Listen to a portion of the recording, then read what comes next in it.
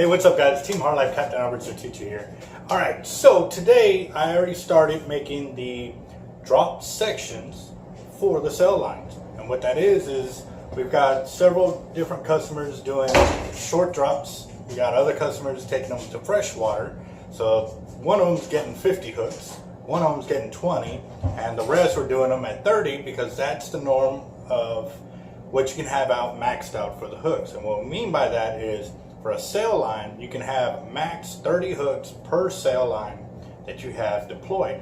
Now, because of that, some people like to have it maxed out. Others don't want to have all the hooks because they say, you know what, if they can catch for 20, they can catch for 30, which is cool. But I'm kind of liking the more hooks myself because as I do when I go fishing, I like to take as many rods as I can for whatever event I'm doing. Just a heads up too, like on the tournaments though, I can only use 3 depending on which pier I go to. Some of them allow 2, some allow 1, and you know, it just all depends. So each tournament will be different, but to abide by the rules is the only way to win the right way. So get back on track with this. I'm gonna give you an idea of what I'm already doing and see where we're at. All right, so in this bucket is the one that he wants 50 hooks. This one has got 30. This one has got 30, and we're working on the 30 here, and as you can see, it's a lot of swivels and sleeves and beads and a whole lot of line, okay? And now this one is the one that has 20, and right now we are doing the main sections because this is the hardest part, is putting on sleeve by sleeve, bead by bead to get it all set up. But as you notice, this is an easy way for me to count too, because one will be for my float, the other one will be for my drop, and then I go, so this is my 1, 2, 3, 4, 5. Okay, on the 6th one, we'll start my new set. So it'll be 6, 7, 8, 9, 10, and so on, and so on, and that's how I can keep my counts. And then it'll also be able to show me too where I mess up, because once you get the counts in row, if you'll notice, between each set, and I'm talking a set is from my 5 count, there's 4, okay? So from here again, it's 1, 2, 3, 4, 5. And then 1, 2, 3, 4, 5. 1, 2, 3, 4, 5. 1, 2, 3, 4, 5. And this is where I messed up right here. I've got an extra one right at the end.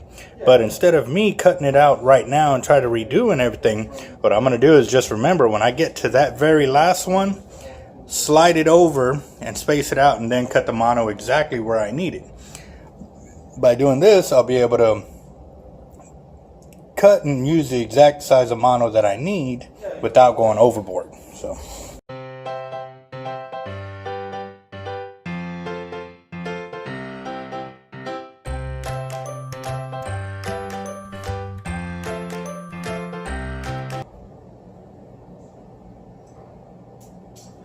What I'm doing is, right as I stretch out my arms, I'm getting right at about 6 foot of gap between hook to hook.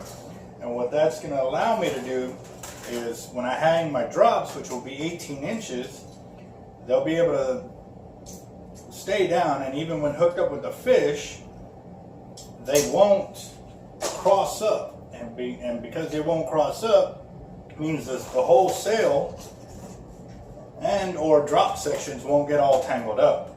That's what really becomes a mess, is when you have, and you'll see it with, you know, regular cast out leaders. You'll see where 2 fish get on, and if those hooks are too close, they'll start to tangle up with each other, and it becomes a tangled mess, and it'll mess up your cast out leader. Well, the same theory applies for your cell line here. If those hooks are too close, they'll start twisting up this way, and they'll keep twisting and twisting and twisting, and they'll make your whole leader set up a tangled mess. And with this heavy mono, with all mono, it does have a line memory. That's basically, once it gets kinked up, you almost cannot get that kink out unless you apply some kind of heat. And if you apply too much heat to your monofilament, you'll end up making it weaker than what it was when it started. So at that same point, you don't want to be adding the heat if you haven't done it before. And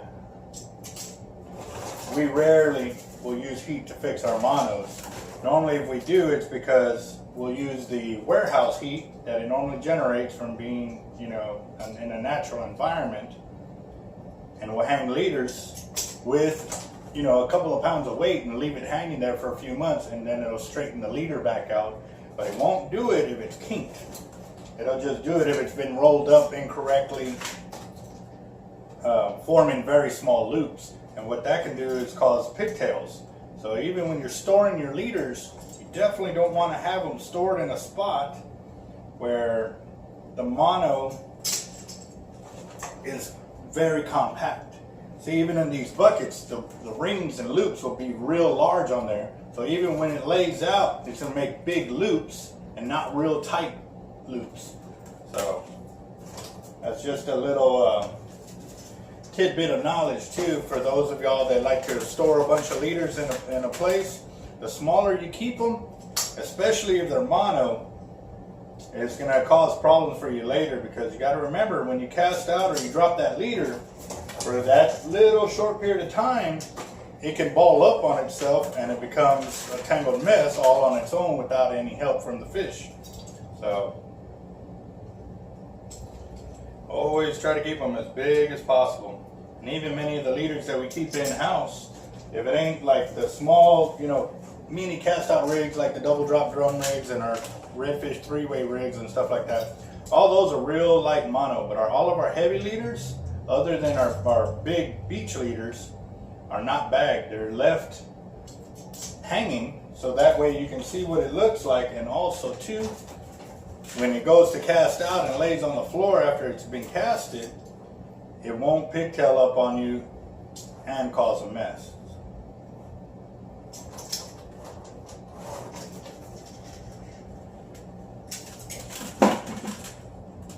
What I'm going to end up doing next too is I'll start cutting the notches for all the hooks to hang on the inside of these buckets. That'll be a next step as well. And the last one will be adding the actual hooks on there. And we also got in our big red floats. So that's another one. I mean, y'all seen me do the floats before, but I figure I'll go ahead and leave it running since we're doing this whole series from beginning to end.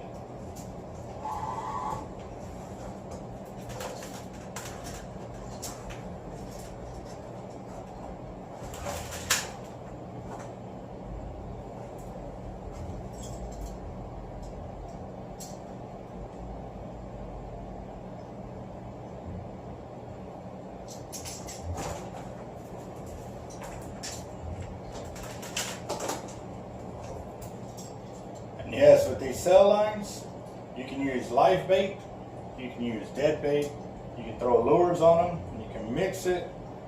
But normally if I'm going to do live or dead bait, I can mix those two on one cell.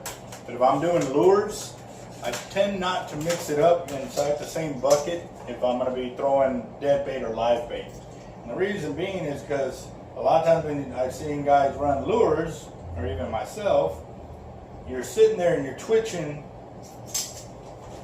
you'll be twitching the main line that attaches to your drops and stuff, and that kind of will make your lures bounce off the bottom. And you can actually, I've seen some guys, man, they can roll some magic when they're jigging their lures, because they have already gotten accustomed to how those lures should play off the main line.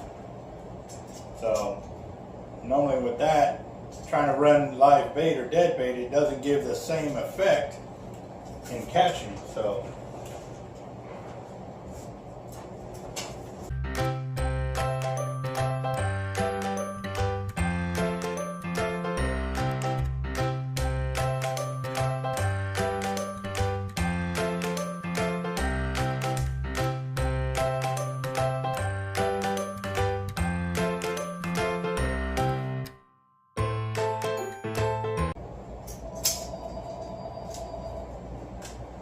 oops.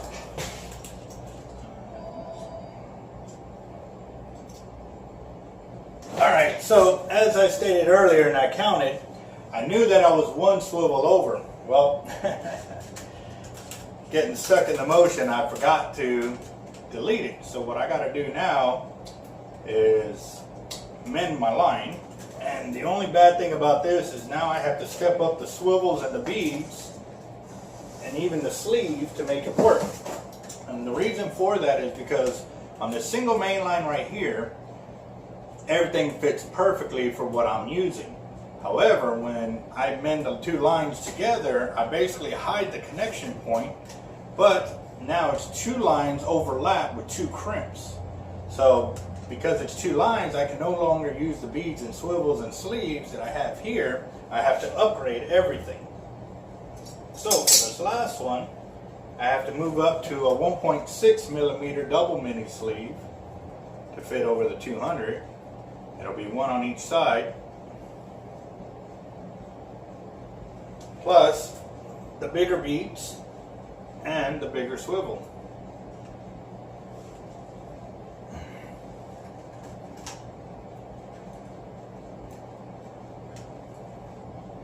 Granted, this was the last one, but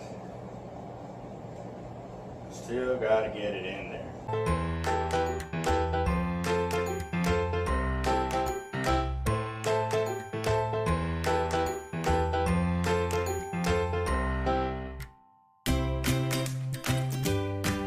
Now for the closeout, I'm going to still go my 6 foot to the end, cut my line. Once I get to the end, I'll be using my single barrel sleeve right here, and that's so I can lock my weights into place. I'm using 2 1/2-ounce weights right here. And then I'm going to put my double mini on. And the final one will be my 6/0 crane swivel here. I'm going to do an offshore loop at the closeout of this. And then I'm going to cinch the knot all the way down. Crimp my double mini,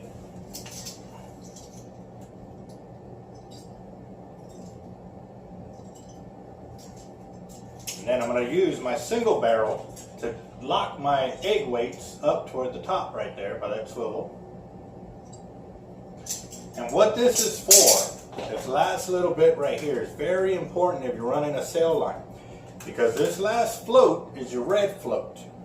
You have a red sail, so that marks your beginning and your end of your hook section. As boats are coming down the embankment, they'll see your sail and they'll see the red float. If they have enough time to go left, they'll go around it, and if they don't, they'll cut right by the red float.